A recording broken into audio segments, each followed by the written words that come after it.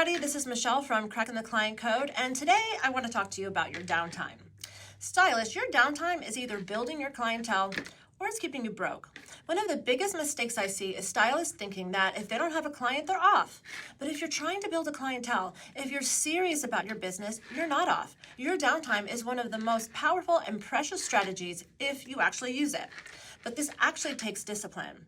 It takes discipline to your schedule. You need to make your schedule that you stick to. Whether you work in a salon or work for yourself or own your own business, whatever schedule that you have dedicated to doing your services, so you need to work during those times on your business if you don't have a client. So you need a schedule and you need to stick to it. If you start at 11, you show up at 11, even if your first client isn't until 1. Because in this gap, this is where your business gets built. If you work for yourself and your first client isn't until 1 o'clock, then you can do that work at home. Make sure that you're dedicating the time that you are scheduled to work on your business. And if you don't have time because you're so busy working with clients, which is a great problem to have, you still need to make time so that you know you are marketing yourself even when you're not working. Even if you are really, really busy, you still need to be doing some marketing, like managing your Google business profile.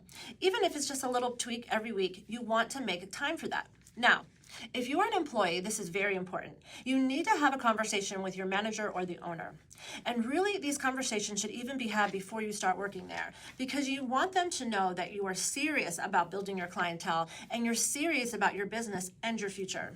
You want to let them know respectfully that you are a team player and that you understand that there is a lot of work that needs to be done around the salon, but that you want your time when you're not busy to be laser focused on building your clientele. That you don't want your time turning into things that are not growing your business. You want to be using your time smart, not doing just busy work.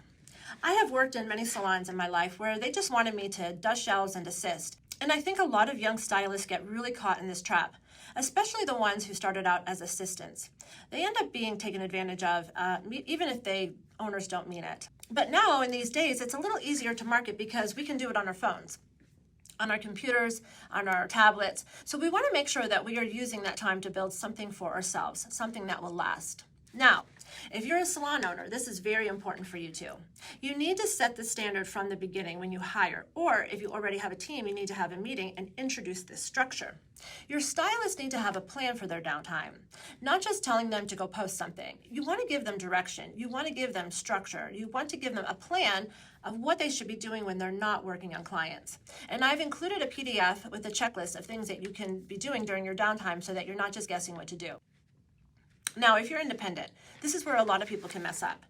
You can't only work in your business. You have to work on your business. It's so important, especially for you guys, because there is no walk-ins coming in organically, usually when you rent a salon suite. But I don't mean, when I say working on your business, I don't mean ordering products and cleaning and folding towels. Of course, we have to do all these things, but that's not what grows your clientele. You need to make time to work on marketing. And if you are that busy where you don't have time, which is great, then you need to make time. You need to say, I am going to dedicate 1 hour or 2 hours a week to working on my actual business. If your schedule says that you start at 10 and your first client is at 1, then from 10 to 1, you should be working on your business marketing. If that means doing it at home, then do it at home. But that time shouldn't be free. That time is business building time. You can follow up with clients. A great way to follow up with a new client, though, is a handwritten note. I know, don't eye roll. But nobody does it anymore. But people really love it. If you can get their home address and send them a note thanking them and telling them how much you appreciated them, that is something that they are going to actually really remember. If you don't have time to do that, then send an email. And if you don't have their email, send a text. Just reach out to them and let them know that you appreciated them and that if they had any questions about their hair, that you're there for them. And I know that a lot of us don't actually take people's home addresses anymore, but you could try, you could start. But if you don't have that, don't give up. Send them a text and that you are on their mind. Another big thing that you can do during your downtime is learn a new skill. And yes, your craft absolutely matters. You should always be improving your skill set. But I'm also talking about learning new marketing skills. There are so many resources out there, YouTube, courses, trainings. If you have vested in a course like mine, Cracking the Client Code, and watch the modules and implement what you're learning, that is how you actually grow. And then, of course, your Google business profile. Da-ding! This is one of the most important things that you can be working on. And I don't care how busy you are, your Google business profile needs to stay active. At least once or twice a week, you should be going in there and doing something. If you have time, write a post, upload photos, update a service description. If you don't have time, go on there and add a sentence, add a comma. Just do something. Right before you're going to bed, be like, oh, I need to update my Google business page. Click on there, make a little tweak, because Google loves activity. Your Google business page is one of the fastest ways to get found. Now, I want to talk about something that is really important, and that is the whole idea of niching down. There's a strategy out there that has really taken off, and it's true. If you niche down, you can target your dream client so much better. That is 100% true, especially on platforms like Instagram. But here's the problem. If you're trying to build a clientele, I am going to assume that you need money. And I know, I'm a little old school, but old school people, we have something important to say about that. When I first started, I did everything. I did manicures, I did bikini waxes, facials, I did pedicures. I did everything because I wanted to make money. And I learned how to do everything, and that made me a more well-rounded stylist. I did updos, I did makeup, I did it all. I did perms. So eventually, when I got busy, I started to pull back. I told the owner what I wanted to focus on, but in the beginning, I did everything because I needed an income. So what I'm seeing now is a lot of people telling stylists to niche down so much that they're actually limiting themselves too early. And that creates a problem because you're not going to make enough money if you do that too soon. So here's the balance. While you're building your clientele, you take everyone. You stay late, you work weekends, you come in early, you do the things that maybe you don't love doing because you are building and you're getting hands-on hair and you're building referrals and you're creating income. But when it comes to what you put out there, that is where you focus on your dream client. So if your dream client is blonding, then that is what you post, what you promote, what you show, and what you go after. But in your day-to-day work, you're still open, you're still building, and you're still making money. And then later on when you're booked out and you need to create space, that is when you start raising your prices and refining and becoming more selective. But in the beginning, it is about hands-on hair. It is about building. It's about making money. Now, let's talk about what to do when you're really, really, really slow. When you look at your book and it's just white, I call it white blindness. So let's say it's Tuesday and you can already see that Thursday is totally empty, but you keep your eye on it. But by Wednesday, if you're still not booked, you need to take action. So this is my action plan for those days, okay? So what I want you to do is get involved in some local Facebook groups in your area, local community groups where your clients are. And this is not hard to find, it's very easy. Just find something with moms and you'll find a ton of them. So decide what you want to create. For example, let's say that you want to do a blonde transformation. Find a picture, choose the look, and know exactly what you're going after. Then go into that group and post that you were looking for a model. Show the picture, explain the look, explain what you're trying to achieve, and pre-qualify them. Explain what kind of hair you need.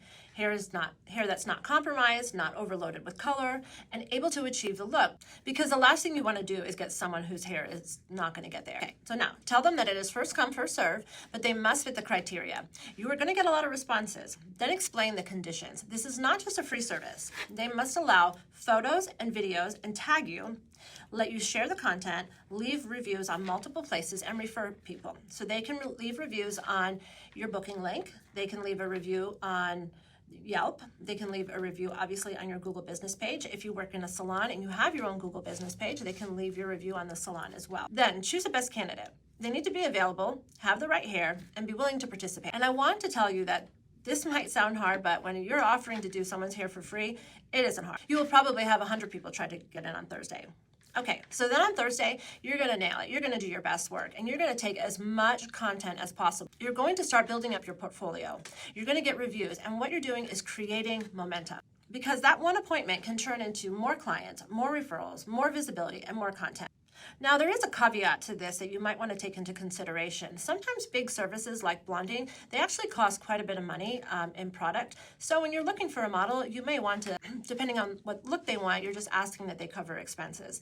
So, I mean, they might have to pay you anywhere between $20 and $50, depending on, what you're going to be doing. If you're going to be using Olaplex, if you're going to be using a lot of toners, or if you're going to be doing strong colors like pink or purple or things like that, that can be very expensive. So make sure that you cover your bases when you're doing that. But the thing is that you're just not waiting for momentum. You're actually creating it. Now, for those of you who are busy, I want to get back to your Google business profile because I don't care how busy you are. You still need to be active. If you don't have downtime, you still make time. At least once a week, do something. If you have more time, go deeper. Post more, upload more, update more, and use search-friendly language. Use tools like ChatGPT to help you write posts that are search engine optimized. Every small action matters.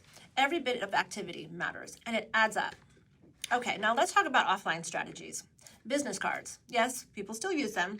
So I want you to get your business cards and I want you to go to the areas that are around you. Go to the Publix, go to the mall, go to the dry cleaners, talk to people, go to the nail techs.